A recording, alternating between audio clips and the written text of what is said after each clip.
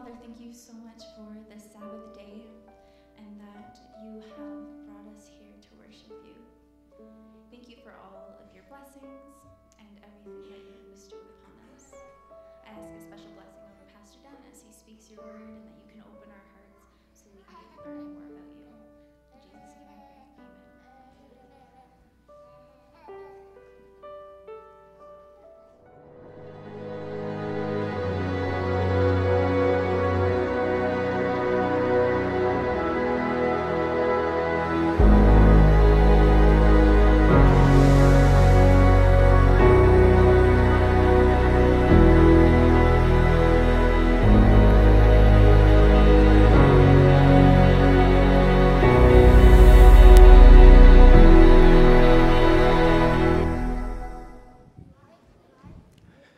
Well, it is so good to see each one of you here today, and I'm excited that you're here because what it tells me is that you have made a commitment and you have decided to worship together in community our God with us, and so that is always a great thing. Something happened, I think it was yesterday, and at least it started in the news yesterday. We learned more about it this morning, and it's quite sad. That hockey team that was on the bus and they were broadsided, it has now come to our attention that 14 people lost their lives because of that. I mean, 14 people cut down in the early part of their lives. And I know it affects some of you here. In fact, somebody told me that their kid's coach's son passed away in that accident. And so it's affected a lot of lives. And so I think that we need to be cognizant of that and be very aware that people are going through things. We're in a message series called Love Like Jesus. And I want to start out today by telling you a story about a husband and wife. And they had been married for some time. And the husband had been experiencing some pains. And so he went to the doctor. The GP didn't know exactly what it was, and so referred him to a specialist. Or a number of specialists, actually. And then they ran the tests that they needed to run in order to narrow down what exactly was going wrong. And so they finally came to a conclusion and a diagnosis, and so they called both the husband and the wife in order to get the news. Well, they wanted to speak to the wife first before they talked to the husband. And so the wife came in with the lead doctor, and he started going through what the issue was and said it was very, very serious. But the good news is, with the proper help and the proper medication and the proper treatment and that sort of thing, that there is a good chance that the prognosis could become much better. In fact, what he said was the challenge is that he will need a very strict diet. And that means that you have to cook for him every day, 3 meals a day. He's got to have an environment that is kept exceptionally clean, and that means you'll need to be available to him nonstop. It'll take more from you than you could ever imagine. But if you'll cook for him, if you'll clean for him, and be there to serve him, and do this over an extended period of time, your husband will live. She paused for a moment to take all that in. And then she went out, and the husband was anxious.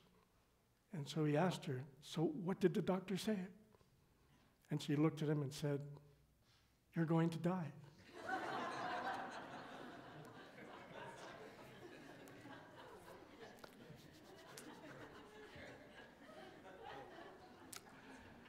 Oftentimes, we will see a need in somebody's life, and for one reason or another, we say, we're not going to meet that need. Even if we could meet the need. We just say, we're not doing that. And so in this message series, we're looking at the love of Jesus, that he continually served people with irrational acts of love. So today I want to look at Jesus washing feet. John chapter 13, verse 1 says, "It was just before the Passover festival. Jesus knew that the hour had come for him to leave this world and go to the Father. Now, I want us to be able to wrap our minds around this because Jesus knew that the time was up. The very reason that he came to this earth to die, that it was about to happen. This is the day before his crucifixion, and so you can imagine that his emotions were running quite high. It goes on. Having loved his own who were in the world, he loved them to the end. The evening meal was in progress, and the devil had already prompted Judas, the son of Simon Iscariot, to betray Jesus. So let's unpack this a little bit. Jesus is about to give his life. And if you want to look at the week that he had, now this is Thursday, and if you want to look at the week that he had, it was a challenging week. For instance, on Monday, he cleansed the temple. On Tuesday, he had a massive fight with the religious leaders. On Wednesday, we have no record of what happened. And then on Thursday, this was his final time to share with his disciples, with his closest friends.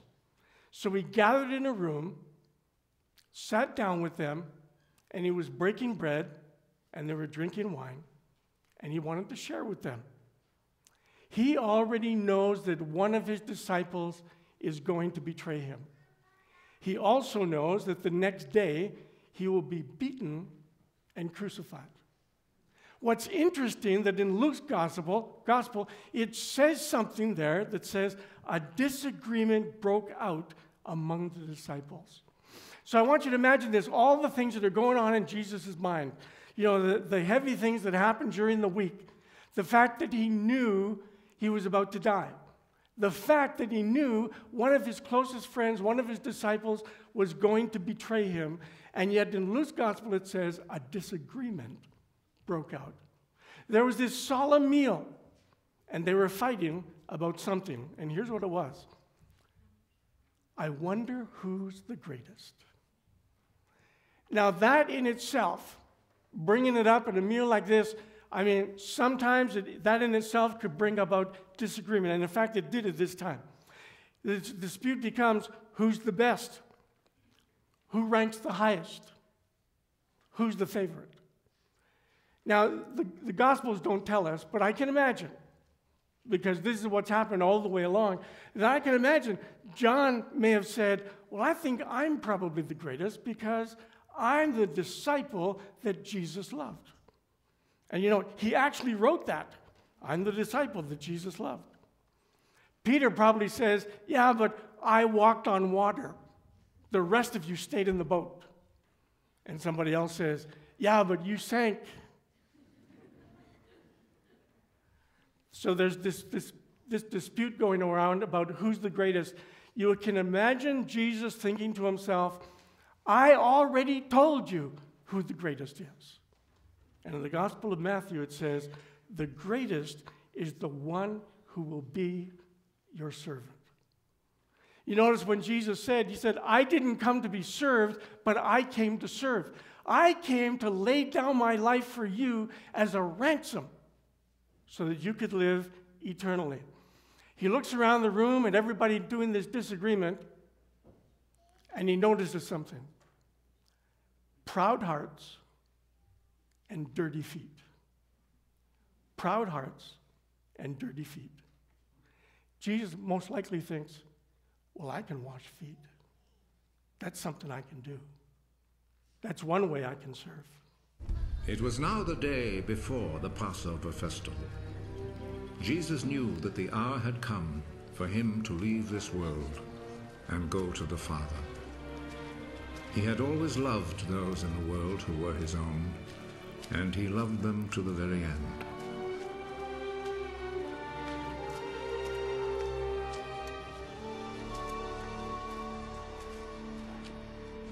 Jesus and his disciples were at supper. The devil had already put into the heart of Judas, the son of Simon Iscariot, the thought of betraying Jesus. Jesus knew that the Father had given him complete power. He knew that he had come from God and was going to God.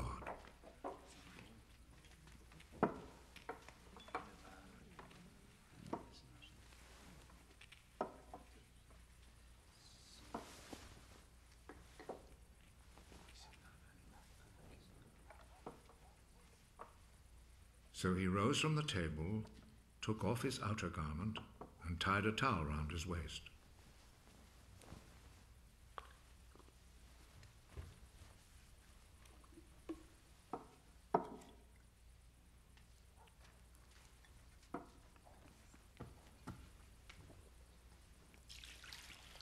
Then he poured some water into a wash basin and began to wash the disciples' feet and dry them with the towel around his waist.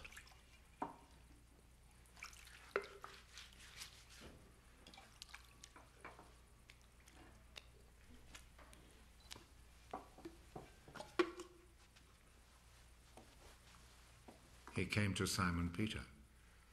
Are you going to wash my feet, Lord? You do not understand now what I am doing, but you will understand later. Never, at any time, will you wash my feet. If I do not wash your feet, you will no longer be my disciple. Lord, do not wash only my feet, then. Wash my hands and head too. Those who have taken a bath are completely clean and do not need to wash themselves, except for their feet. All of you are clean.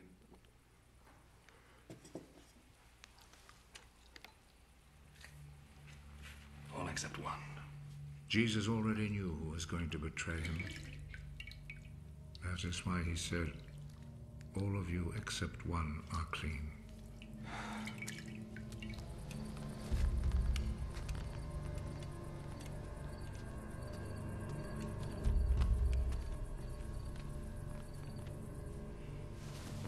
After Jesus had washed their feet, he put his outer garment back on and returned to his place at the table. Do you understand what I have just done to you? You call me teacher and Lord. And it is right that you should do so because that is what I am. I, your Lord and teacher, have just washed your feet. You then should wash one another's feet. I have set an example for you, so that you will do just what I have done for you. I am telling you the truth. No slaves are greater than their master, and no messengers are greater than the one who sent them. Now that you know this truth, how happy you will be if you put it into practice.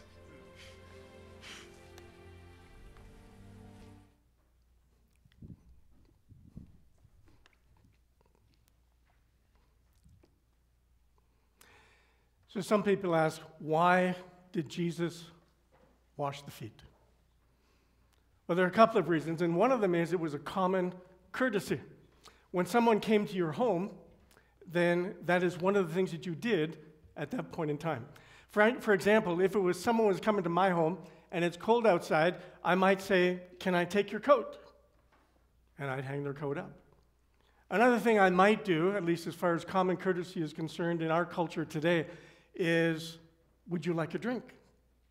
And I might get some water or a warm drink or something of that nature.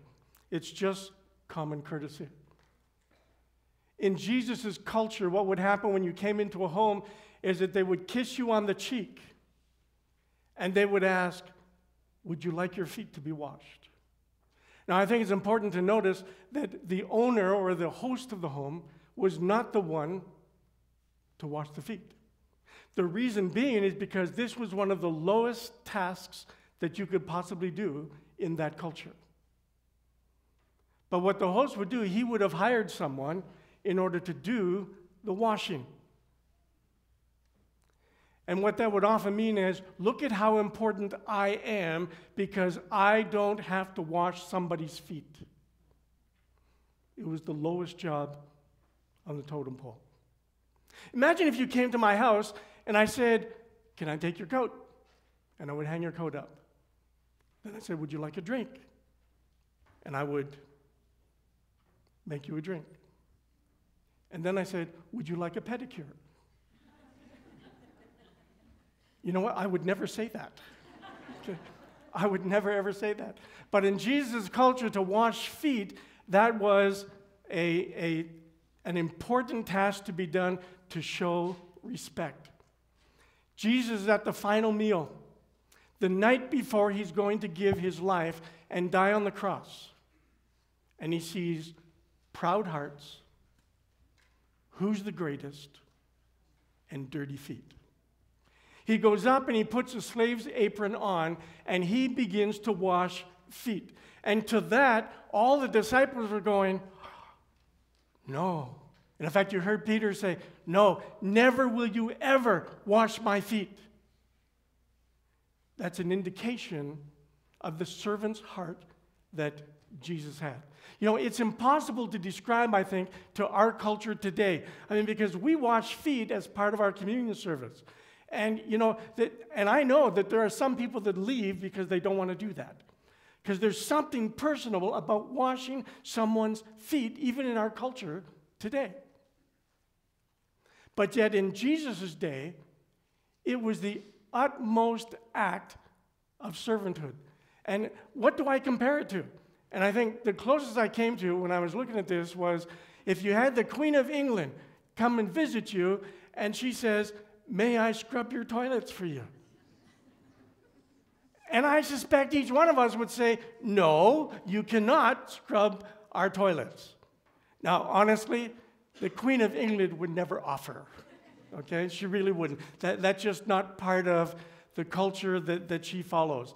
But grab this.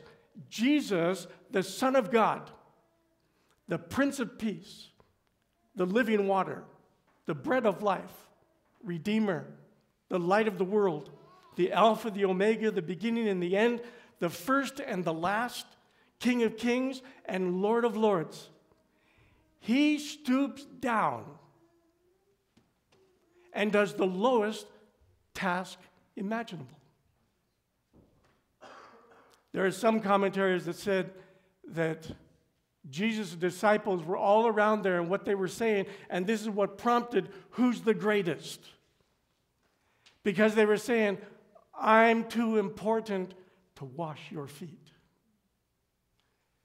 I'm too important to do this task because I'm the greatest. And Jesus says, the greatest is the one who will be your servant. And Jesus, the Son of God, knelt down and washed the disciples' feet. And he says, I'm not too important to be able to do this for you. He says, it's not beneath me. I'm not too busy to do this. And so when he said, what I have done to you, do you understand? What I have done to you, do to one another? They were arguing about who was the greatest, and he was saying, the greatest is the one who is the servant. The greatest is the one that doesn't put himself up on the pedestal and says, I'm too good for that. What would happen if we, as a people, if we would wake up in the morning and we would pray a prayer that says something like, God, give me eyes to see the needs of people that I come in contact with today. Give me ears to hear for indications of those people that are hurting. And God, give me a heart that's big enough to care. If there's a need that I can meet, allow me to see it, to feel it, to know it, and to do it. Let me tell you, last week I was so impressed. I really was. I just made a brief announcement up here and saying that the people in the kitchen would like to come to the praise service in the afternoon. So would you please help in cleaning the kitchen, the fellowship hall, stacking chairs, things of that nature, so that they could come in. I also made the threat that I would wait till it's all done. And so we wouldn't start until everybody was ready. But what I was impressed about is how many servants showed up last week. I mean, it was done in short order. I mean, the garbage was getting full and someone hadn't got to it yet. And I saw people take the garbage out and wrap it up and then put a new bag in. The area was clean, I think, in record time. There are people that said, I can carry out a garbage can. People that said, I can sweep. I can stack chairs. That's something I can do. And so servants showed up because they had eyes to see what needed to be done. You know, serving isn't what I do. A servant is who I am. Jesus was a servant. And that's the relationship that he calls each one of us to, that of a servant. You know, I've had people in the past and recently that said, you know, I'm concerned about my kids. They don't seem to be interested in church. They don't seem to be interested in spiritual things and things of that nature. And so they ask, what can I do? And one of the things that I tell people is don't get so excited, because we can get so excited and be down on our kids in such a way that they really don't even want to be around us. And so I said, here's the very first thing that needs to happen. They must see you serve Jesus and have a passionate relationship with him. You want your kids to serve God? You want your kids to have a passionate relationship with you? You need to model it, or we need to model it. Our children need to see that this is something really, really important to us. It's not about religion. It's not about going to church or anything else like that. It's about having a passionate relationship with Jesus. Number two, if you want them to serve. That's one of the things I love about kids' church. You know, there's adults serving in there, that's for sure. But you know who leads song service? The kids. Do you know who mans the sound booth? The kids. And they're learning how to serve in their church over there. So that as they come here, they will already be in practice to serve. So if we want our kids to grow up like this, they must see you serve Jesus and have a passionate relationship with him, and you want them to serve. Let me tell you, and I'll ask you to be kind if there's a lineup and everything, but we have a bottle campaign going on, and I'm going to explain that in just a minute. But do you know who's going to be serving at the table? A 13-year-old. A 13-year-old is going to serve. He is not too young to serve. In fact, he asked if there was something that he could do. And I want all of our young people to be saying, yeah, I can do that. I can serve. Or even the adults saying, I can do that. I can serve. Because as they do that, suddenly they belong. Suddenly they are a part of this whole thing. And it's not just going to church. They feel needed. They feel wanted. They feel like this is something that they can do and they can be a part of. And their friendships begin to form around this. It begins to be part of who they are. I had one pastor, story I read, where this is how he believed as well. And this is what he would do. Now, I don't advise it. I'm not sure it's good advice, but I'm just telling you what he did. Whenever his kids misbehaved, he would say, if you keep this up, you're not going to church this week. And because they felt so much a part of the church, because their friends were here, and because this is how their relationships all were, that was their threat. He said it worked, but I don't advise it. When our children see us serving outside of ourselves, it does something for them because they become part of the church. They're followers of Jesus, and it transforms who they are. You know what I hear oftentimes is, I have been to so many churches, and I can't find one that meets my needs. And I want to scream. Oftentimes what I say is, do you know why? Why? Because God designed it in such a way that there is no church that will meet all of your needs. Because it's waiting for you to step up for service. If we're a follower of Jesus, we're not spiritual consumers. We're spiritual contributors. The church does not exist for us, but the church exists for the world. We are the church, and we meet the needs of other people. Therefore, if this is your church, if this is where you worship, if this is where you grow, and you're not using your gifts, guess what? You are selling yourself way short. Because God has something more in store for you, and there are needs in this church that are not being filled because you're not stepping up. Now, I don't say that out of guilt. I say it because it's true. We all have gifts, and God has designed it in such a way so that each one of our gifts can be utilized to reach other people. Now, when you serve others, God changes lives, and the life He most often changes first is ours, the one served.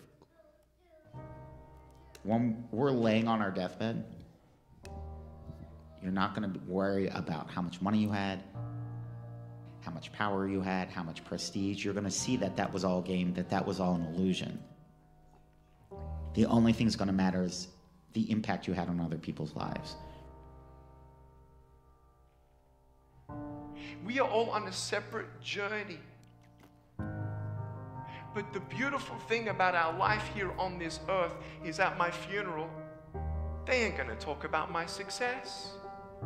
They're going to talk about who Nick was and how Nick lived and how Nick loved and encouraged.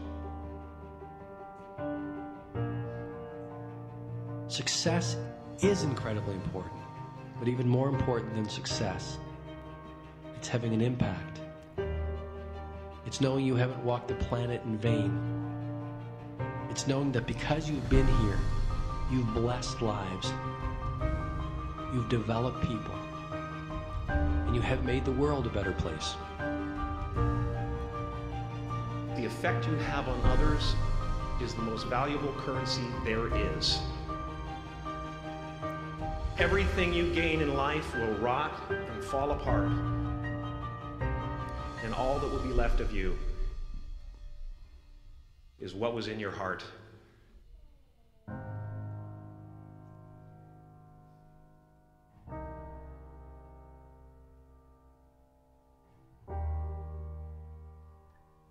Life is a mirror, and life gives us not what we want. Life gives us who we are.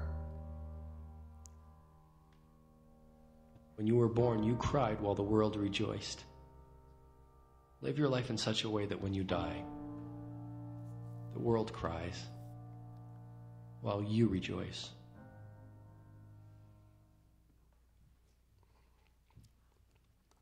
You know, I've been to a lot of funerals, and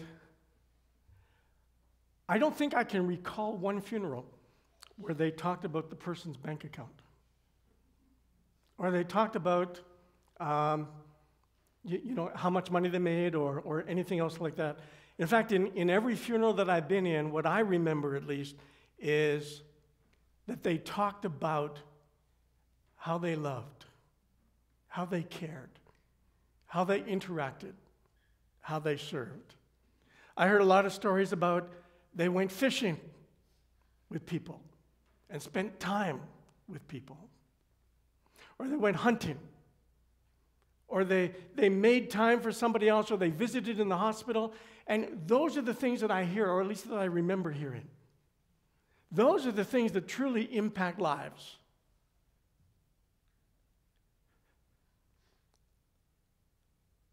You're going to have an opportunity after church to serve. And it is serving young ladies that may be single moms, things of that nature, and they've decided to keep their baby. But they need help. Maybe food, maybe diapers, education. It could be a whole slew of things that they need help in. And so this bottle campaign that is happening from now for the next couple of weeks is very important. You can fill it up with loonies, toonies, a check, cash, whatever it happens to be. And I want to encourage you to do this. And I want to tell you this. Last year we did this, and talk about impacting people. When they came to pick up the bottles, this was the comment. They said, you know, I attend a church of almost 2,000 members.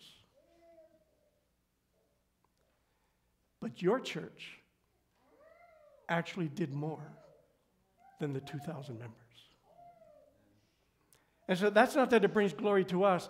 What it does, it says, this church is a servant-modeled church. You care about people, and you want to share some of the riches that you have in order to make it easier for these ladies. And so I would encourage you to pick up a bottle. You know, the desk is set up out in the back there, and I would encourage you to do that in a couple of weeks. You bring it back in. All the information you need is in your bulletin. But service is just so important. It's after the model of Jesus. It could be that after church today you see somebody just hanging around and they just have that look on their face. That look that says something's wrong. I may not necessarily want to talk about it, but something's wrong. And you may go up to them and be prompted by the Spirit of God to say, can I help you? My name is so-and-so. How are you? And you may actually say, can I pray for you? And as you pray for them, it actually makes a difference because you're a prayer warrior and you have the heart to pray for other people. You may be a teacher, or people may think you're just a teacher, when in fact that you are a secret agent prayer warrior put by God in that school to make a difference in the lives of your students and the parents. Amen. Because you're praying for them. Or maybe you cut grass for a living, you mow yards. You have no idea that in reality you are a special witness. Every time you're there mowing that yard, that you're there while you're on your tractor or you're pushing the lawnmower, you are praying for the people that are inside, and over again, you do your job with excellence as unto the Lord. Or you might say, well, I just work at a bank. No. You're there loving people that you come in contact with. You're serving. Serving isn't just what you do, it's who you are. When you go to bed at night, you look back and you say, you know what? God used me today. This was a good day. If you spend the day on yourself, I want to tell you, you will remain empty. But if you spend it serving, you will grow and be filled. Because the greatest is the one who is a servant. Maybe it's in your marriage. You want to change your marriage? Start serving your spouse. You want to change your friendships? Serve your friends. You want to change your community? Serve your community. You want to change your relationship with God? Well, serve people in the church. You want to see your life changed? Serve other people, because when you serve others, God changes lives, and it's normally you that is the first one to change. You want to see your children passionate for Jesus? You become passionate for Jesus. You live it in the home. You talk about it. You serve God outside of yourself, and you get them engaged by serving with their giftedness. He was the King of Kings. He could have had everyone serve him. But instead, when it was asked who was the greatest, he said, the greatest is your servant. Jesus looked around the room and he saw proud hearts and dirty feet. And he said, I can do this. And lead by example. When you have eyes to see and ears to hear and a heart to care, you will see needs and you will never be the same. You know what? We can do this. We really can.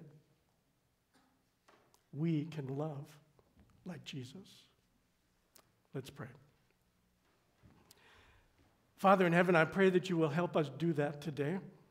Help us to be a church full of people that doesn't just serve, but that we are servants looking for ways to meet needs and to show your love to the world.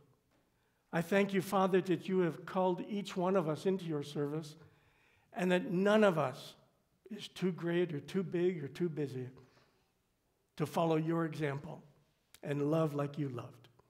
And so, Lord, I pray that you will impress our hearts, we will see and we will hear, and we will do according to your will.